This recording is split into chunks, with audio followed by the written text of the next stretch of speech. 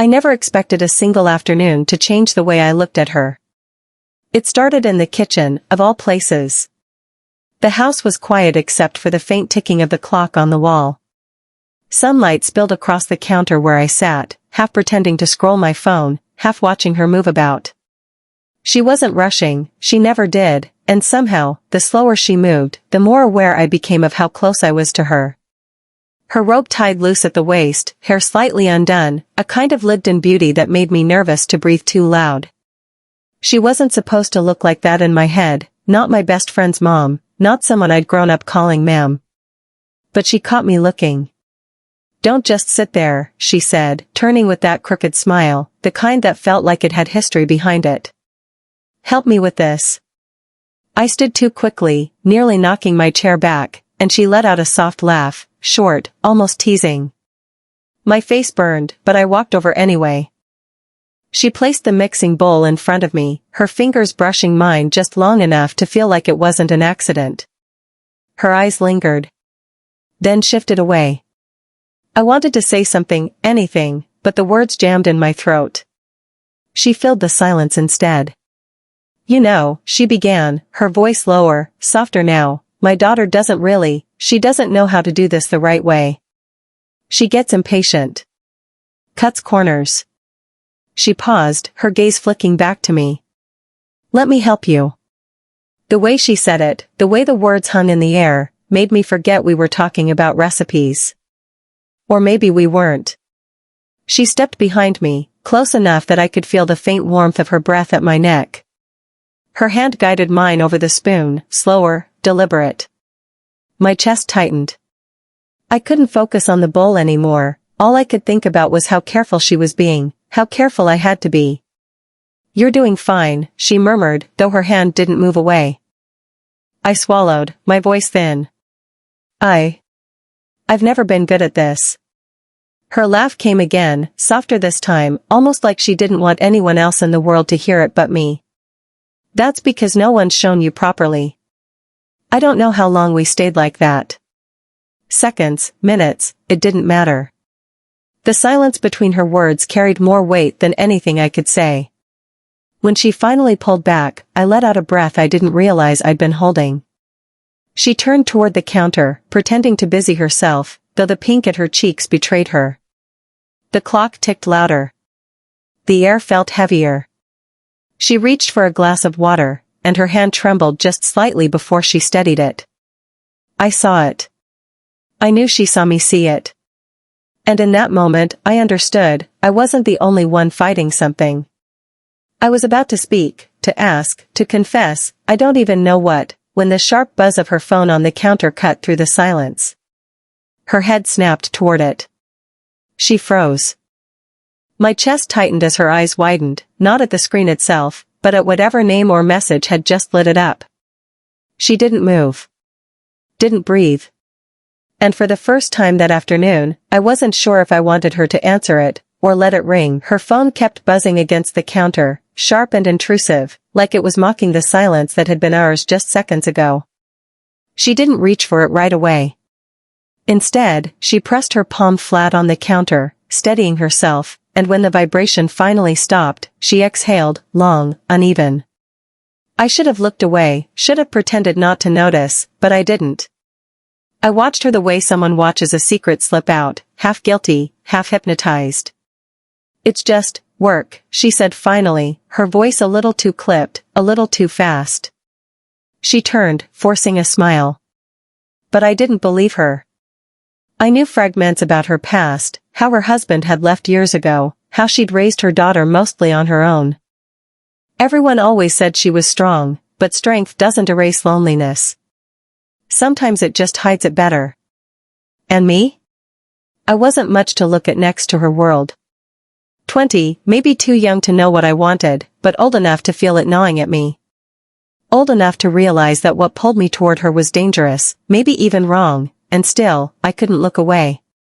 She slid the phone into her robe pocket and changed the subject like nothing had happened. "You ever cook for anyone before?" The question caught me off guard. I shrugged, trying to sound casual. "Not really. Just, noodles, toast." Nothing worth remembering. Her lips pressed into something between a smile and a sigh. Your mother didn't teach you? The way she asked, soft, curious, but edged with something more, made me pause. She wasn't around much. Dad either. I rubbed the back of my neck. Guess I figured things out on my own. Her eyes lingered on me longer than they should have. There was no pity there, only recognition, maybe even a flicker of something familiar. She turned back to the counter, but her voice betrayed her. I know what that feels like, she murmured. The room seemed smaller then, as if her words folded the space between us. I wanted to ask her what she meant, wanted to know everything, but I stopped myself. Some truths, I thought, she wasn't ready to spill. Instead, I leaned against the counter beside her, careful but close. Our arms brushed, barely, and neither of us moved away. The quiet stretched again, heavy, but not uncomfortable this time. She tapped the spoon against the bowl, her hand trembling just enough for me to notice again. She tried to disguise it by turning away, but her voice wavered as she spoke. This is risky, you know. The words landed like a stone in my chest. I almost asked what she meant, but I already knew. I was her daughter's friend. She was old enough to have lived a whole life before me. And yet here we were, standing too close in a kitchen that suddenly felt like the edge of a cliff. My throat tightened. I know, I whispered. She turned her head just slightly, her eyes catching mine. For a second, neither of us breathed. Then, without thinking, I reached for the spoon in her hand, and when my fingers brushed hers, she didn't let go right away. It wasn't a kiss, it wasn't anything we could be accused of. But it was enough. Enough to say I see you. I feel it too. And neither of us pulled away first. Her fingers lingered in mine for a moment too long, and I knew she felt it, that heat, that silent current neither of us should have acknowledged. Then the front door clicked. Her whole body stiffened. She dropped the spoon as if it burned her and stepped back so fast I almost laughed from the shock of it, if I hadn't been choking on my own heartbeat. Mom? Her daughter's voice. The room shrank. My chest tightened. She didn't look at me when she answered. In here, sweetheart. Her voice was light, casual, a perfect mask. Her daughter appeared in the doorway, dropping her bag on the chair. She glanced at us, eyes narrowing just slightly. You two cooking? I froze. My hand still hovered near the bowl, guilty even though nothing had happened. Not really. Her mom chuckled, too breezy. Trying to teach him a few basics. He's hopeless. Her daughter smirked at me, rolling her eyes. Figures. The tension bled just enough to breathe, but I caught the way the older woman's hands gripped the counter, knuckles pale. I wanted to say something, to prove I wasn't caught in something dangerous, but my tongue felt heavy. Her daughter wandered off toward the stairs, muttering about homework. The sound of her door closing echoed louder than it should have. And then it was just us again. She turned slowly, her face pale, her robe shifting as she crossed her arms tight against her chest. She didn't speak right away, and when she did, it wasn't what I expected. This can't happen. The words cut, sharper than I thought they'd be. I swallowed hard. Nothing happened. Her eyes lifted to mine, fierce but trembling. But it almost did. The air between us was electric, thick with everything we weren't saying. She looked at me like she wanted to step closer, but every muscle in her body held her back. I should stop this, she whispered. I wanted to agree. I wanted to say she was right. Instead, I found myself stepping closer. Not much, just enough that she noticed. Then why don't you? Her breath hitched. For a second, her hand twitched, like she might touch my arm. Instead, she gripped the counter again, as if it were the only thing keeping her standing. You're too young, she murmured. And you're not too old, I said before I could stop myself. The words fell heavy, reckless. She stared at me, stunned, a thousand things in her eyes, fear, longing, regret. And beneath all of it, something she wasn't willing to name. We were too close again. Close enough that I could smell the faint citrus of her perfume, see the tiny tremor at the corner of her lips. And then, from upstairs, her daughter called out, "Mom? Can you come here a sec?" The spell shattered. She jerked back, eyes wide, breath ragged. Without a word, she hurried toward the stairs, leaving me in the kitchen, my chest burning with everything we hadn't said. I thought she'd look back. She didn't. But her hand brushed the doorway as she left, lingering just long enough that I knew she almost had. The days after that night stretched tight, like a rope pulled to breaking. I told myself to stay away, but I didn't. Somehow, I always found a reason to stop by, sometimes for my friend, sometimes for nothing at all. And every time, she was there. She tried to keep her distance, to act casual, but the silence between us said more than either of us dared. When our eyes met, it lingered too long. When our hands brushed, neither of us moved away fast enough. It was driving me insane. One evening, I came by late. My friend wasn't home yet, but she was, sitting at the table with a glass of wine, her robe drawn tighter than usual, as if she knew she needed armor. "You shouldn't be here," she said quietly, not looking up. "I didn't come for her," I blurted before I could stop myself. Her head lifted slowly. Her eyes were tired, shadowed, but sharp. "Do you know what you're saying?" I did. And I didn't. "I can't stop thinking about you." The words felt clumsy, raw. My hands trembled at my sides, but I didn't take them back. Her face tightened, a flicker of pain across her features. "Don't." "Why not?" My voice cracked, desperate. "Because of her? Because of the age? Because people would look at us and, because it's wrong," she cut in, louder this time. Her glass hit the table with a sharp thud. "You think I don't feel it? You think I don't lie awake at night telling myself to stop?" Her voice broke, and the room went still. I froze. The admission hung there, naked and trembling, and I could barely breathe under the weight of it. My throat tightened. "You feel it too?" Her silence was the only answer I needed. She turned her head, staring at the floor, her shoulders rising and falling with each uneven breath. Something in me cracked wide open. I stepped closer, slow but certain, my pulse pounding in my ears. "Then why are we pretending?" Her head snapped toward me, eyes wide, shimmering with something between anger and longing. "Because if I let myself, if I let you, I won't come back from it." We were inches apart now. My heart hammered against my ribs. She was shaking, but she didn't move away. Her lips parted, trembling, like she wanted to say more but couldn't.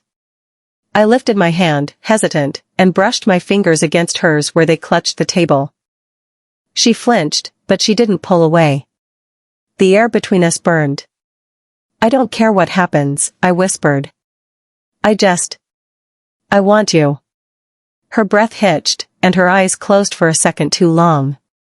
When she opened them, everything in her gaze was fire. She leaned forward, just barely, just enough that I felt the warmth of her. And then, before anything could happen, before breath could turn into touch, the sound of keys rattling at the front door cut through the silence. Both our heads snapped toward it. And we froze. The keys jingled, the door swung open, and for a heartbeat, I thought it was her daughter. My stomach lurched, ready to bolt, but then I heard a voice I hadn't expected in a million years. A man's voice. "Hello?" Her whole body went rigid. The blood drained from her face. I didn't have to ask, I knew. The husband I'd heard about but never seen, the one she claimed was gone for good. He wasn't. Not completely. She forced a steady breath and stepped back from me so fast it hurt. By the time he walked into the kitchen, she was on the other side of the table, arms crossed, robe tightened, mask already in place. He was older, grayer, carrying himself with the kind of confidence that comes from knowing you used to own the room. His eyes landed on me, then flicked to her. "Didn't know we had company." Her laugh came sharp, unnatural. "He's just helping with dinner." I nodded stiffly, words caught in my throat. My pulse hammered, every nerve screaming to run, but my feet stayed rooted. The man smirked, looking me over like I was a stray dog who'd wandered in. Then his gaze returned to her, softer now, tinged with something I couldn't quite read. Regret, maybe. Or ownership. I thought we said I could stop by, he said. Her lips tightened. She didn't answer right away. When she did, her voice was even. You said you wouldn't. Not without warning. The air between them bristled. I didn't belong in that kitchen, but I couldn't move. Finally, she turned to me, her tone clipped. You should go. It's late. Her eyes didn't meet mine, but I caught the flicker, fear, guilt, something unspoken. I wanted to protest, to say I wasn't leaving her alone with him, but my voice betrayed me. Yeah. Of course. I grabbed my jacket and left, the sound of their voices following me down the hall, too low to make out but sharp enough to slice me open. Outside, the night air felt colder than it should have. My chest burned, my head a mess. All this time, she'd let me believe he was out of the picture, a ghost from another life. But he wasn't gone. He still had a key. And what did that make me? For days, I avoided her. I couldn't stand the idea of being near her daughter, near that house. But she didn't reach out either. Not a call. Not a text. Then, one evening, I found her waiting outside, leaning against my car like she'd been there forever. Her eyes were swollen, red-rimmed, but when she saw me, they softened. He's not back, she whispered before I could speak. Not really. He just wanted to remind me he could still hurt me if he wanted. I swallowed hard, torn between anger and relief. Why didn't you tell me? She looked at me then, finally, her voice cracking. Because if I told you the truth, you'd walk away. The silence that followed was heavier than any we'd shared before. And I realized, this wasn't just about desire anymore. It was about the pieces of her life she'd kept hidden, and whether I was strong enough to step into them. She stood against my car, the streetlight casting her face in a dim glow that made every line of worry sharper. For a long moment, neither of us spoke. The night hummed with crickets, distant traffic, and the sound of her shallow breaths. Finally, I broke it. You think lying to me was the way to protect me? Her eyes flicked shut, her hands gripping her robe tighter. You don't understand. He isn't back for me. He's back to remind me I can't move on without him pulling the strings. And if you, she stopped, biting down hard on the words. If I what? My voice cracked.